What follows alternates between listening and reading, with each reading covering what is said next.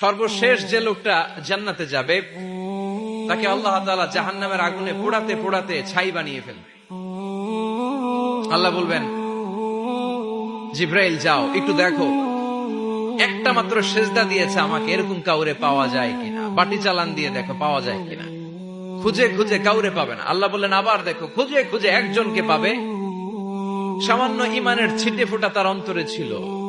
আল্লাহ বলবেন, যেহেতু ছিটে ফোঁটা আছে, অনেক মায়ের খেয়েছে, ওকে বের করে জাহান্নাম থেকে বের করে একটা নির্ধারিত দূরত্বে রেখে দাও।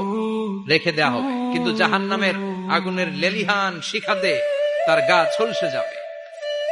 সে আল্লাহরে ডেকে বলবে, মাবুদ, তোমার কাছে আমি কিছু চাই না।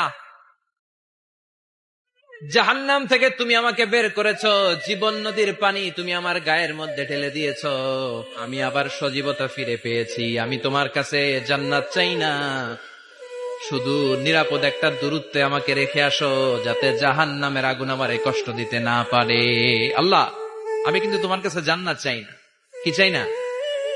জান্নাত চাই না, কিন্তু জাহান্নামের আগুন আমারে কষ্ট দিচ্ছে, এতটা দূরত্বে রাখো যাতে জাহান্নামের আগুন আমার গায়ে না লাগে।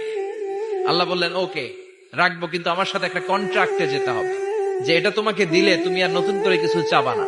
সে বলবে, আমি রাজি। কন্ট্রাক্ট হয়ে যাবে। আল্লাহ জিব্রাইলকে বলবেন, যাও এমন দূরত্বে রাখো যাতে জাহান্নামের আগুন ওরে কষ্ট না দেয়।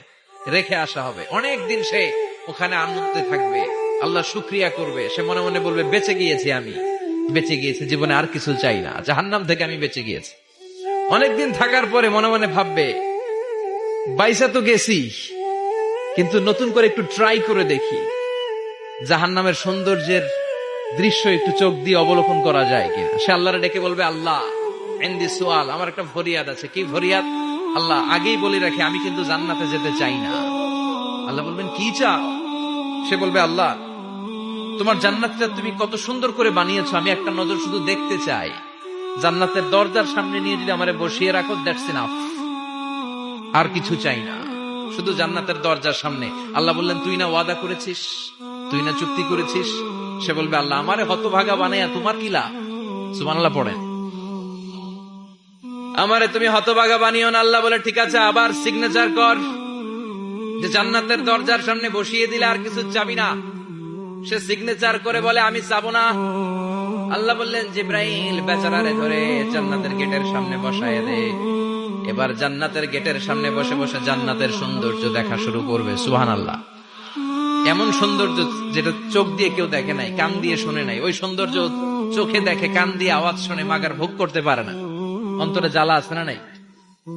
এয়ার কন্ডিশনের রুমে ঢুকতে না পারলেও, এয়ার কন্ডিশনের রুমের দরজার বাইরে দাঁড়ালো, এয়ার কন্ডিশনের রুমের একটা ঠান্ডা বাতাস গায়ে লাগে না? কথা বলেন। ও যখন জান্নাতের দরজার সামনে দাঁড়াবে, ওর গায়েও এরকম জান্নাতের ঠান্ডা বাতাসের হিমেল ছোঁয়া গাটাকে শীতল করে দিবে। ওই শীতল হয়ে যাওয়ার পরে আর তো সহ্য হবে না, আবার আল্লাহরে ডাকবে। মনে মনে ভাববে, আর একটু ট্রাই করি না, দোষ কি? আস্তে আস্তে অনেক দূর তো আগাইছি। সুবহানাল্লাহ কইবেন না? এবার আল্লাহরে বলবে, আল্লাহ ইনদি সুআল, আল্লাহ তুমি যদি কোনো বিষয়ে নতুন করে ডিসিশন নাও, তোমারে জিজ্ঞেস করার মতো কি কেউ আছে? আল্লাহ বলে, না, আমি তো সব রাজার বড় রাজা, মহারাজা, আমার উপরে তো কারো কথা চলে না।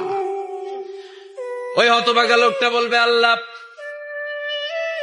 এত সুন্দর জান্নাত তুমি বানালাম, চোখ দিয়ে সৌন্দর্য দেখি, কান দিয়ে আওয়াজগুলো শুনি, হুর আর গেলমান হেঁটে বেড়ায়, এত সুন্দর জান্নাত চোখ দিয়ে দেখি, ঢুকতে পারি না, আমারে কষ্ট দিয়ে তোমার কি লাভ?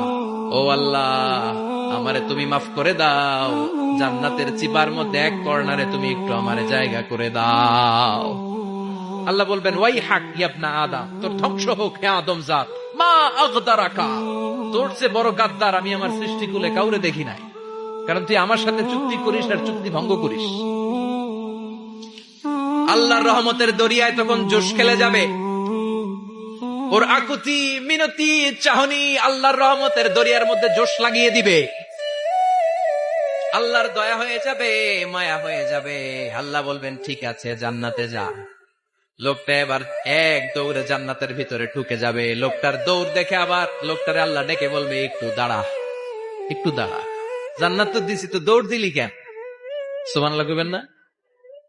লোকটি বলবে, আল্লাহ প্ল্যান তো আমি কম করি নাই, এত চেষ্টার ফলে আমি আসতে পারছি। আবার